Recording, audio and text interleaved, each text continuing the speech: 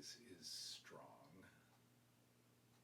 Oh, hi, and welcome to another episode of LP and Laundry. If this is your first time, here's how it works. I play one side of an unusual record, talk about it before and a little bit during, and over the course of it, I'll fold some laundry. It's not really about the laundry, but I have been told that it is oddly compelling. This week, we are going to digress from the world of hi-fi swinging organ and harmonicas and combinations of organs and guitars and not harmonicas, accordions and Latin and all that kind of stuff. And we are going to engage in some Moog music, not mood music, Moog music, listening to everything you always wanted to hear on the Moog.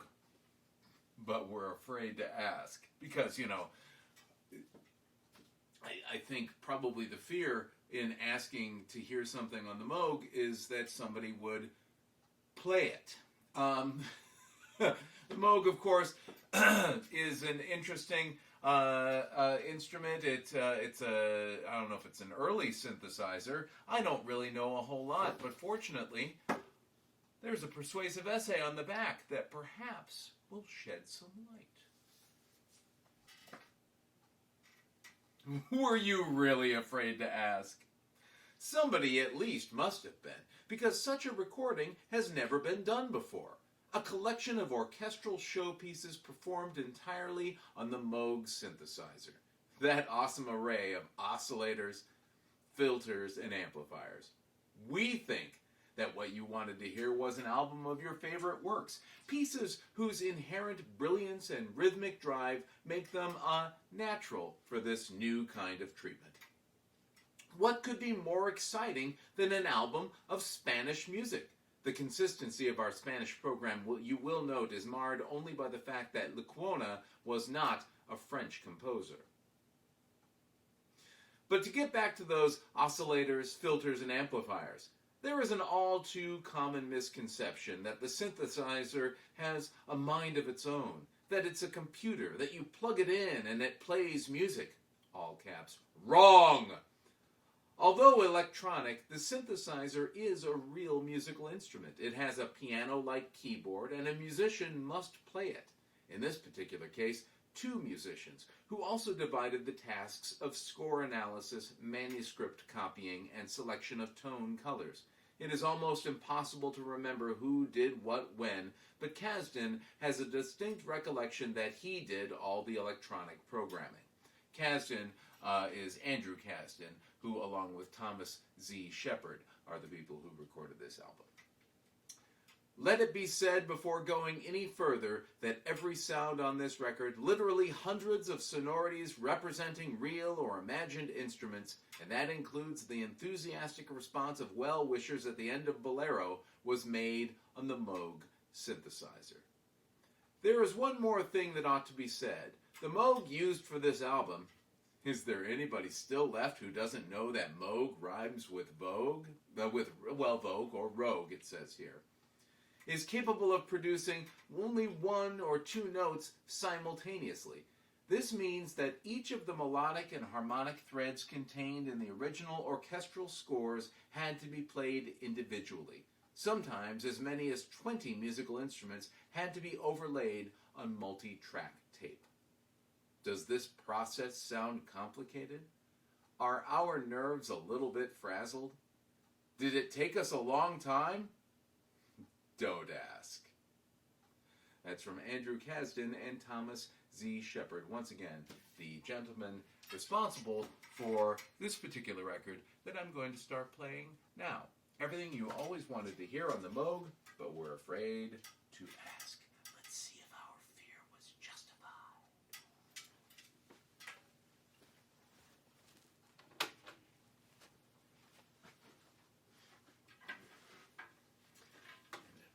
Now, I do always post photographs of album covers, front and back, on the Facebook page and on my blog. I'll give you the links to those later.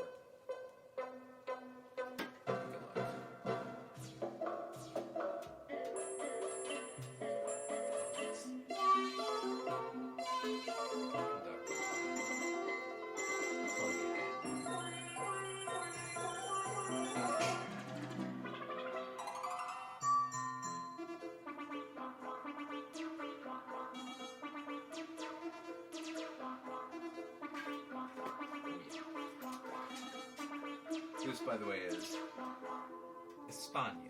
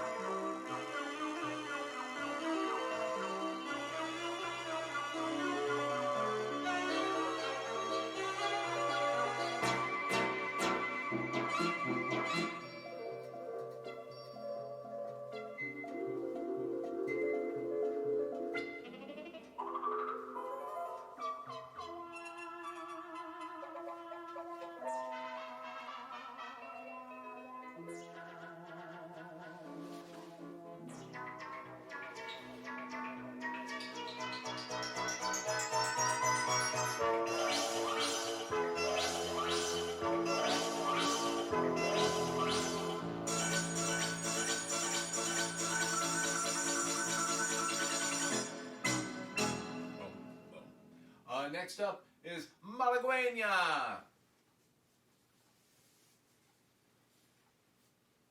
See what they do with this.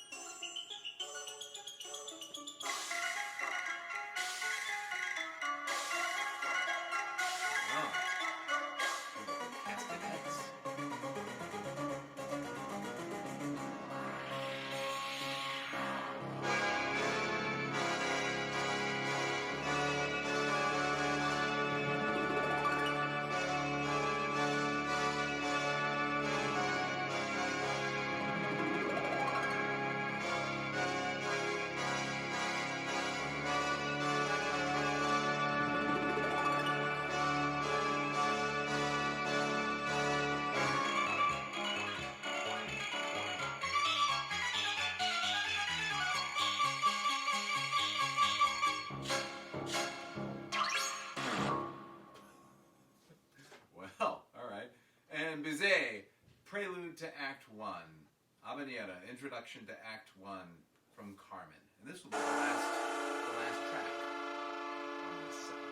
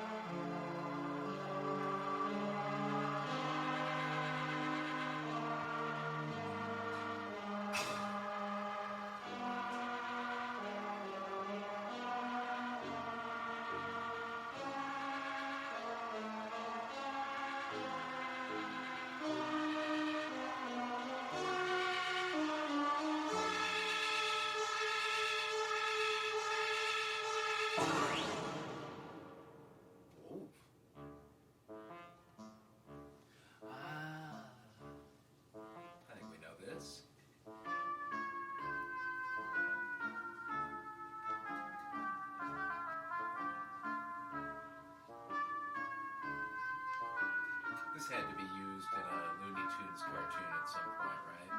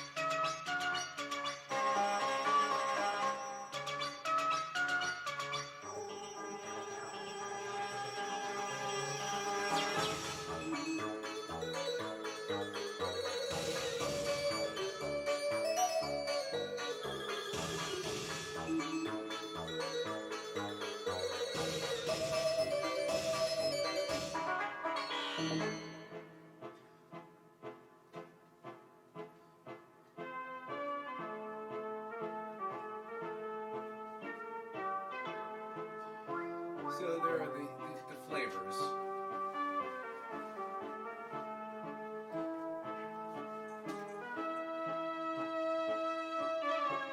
Like right now, this is just kind of.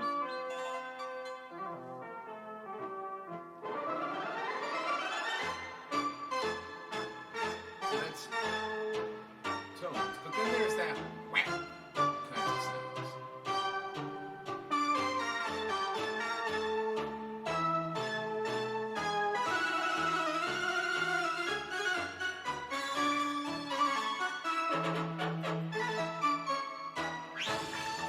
And then the,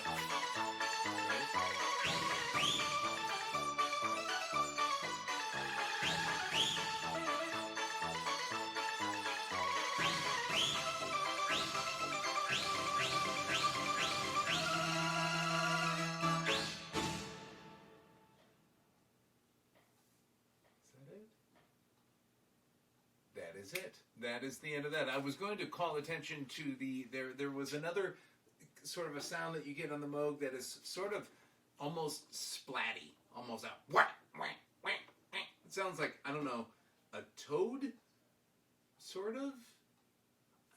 I don't know. I can't quite put it into words. But they put it into sound and they put it on this record. Thanks as always for joining me.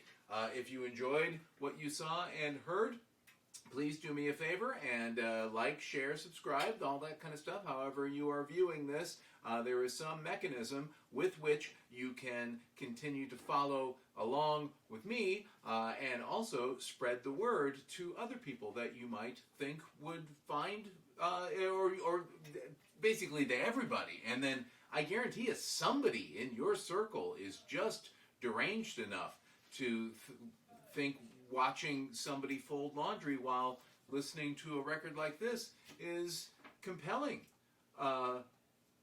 oddly enough.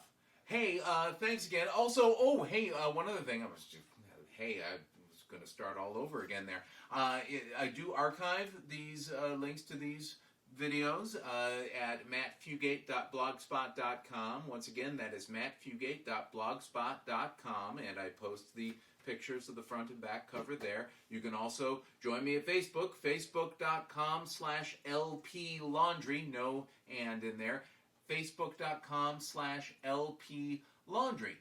Or, of course, you can subscribe to this YouTube channel, which does not have a vanity URL. But whatever channel you're watching this on, just hit subscribe, and that will be the channel. Why would I need to tell you a URL when you're watching it on that channel? Food for thought.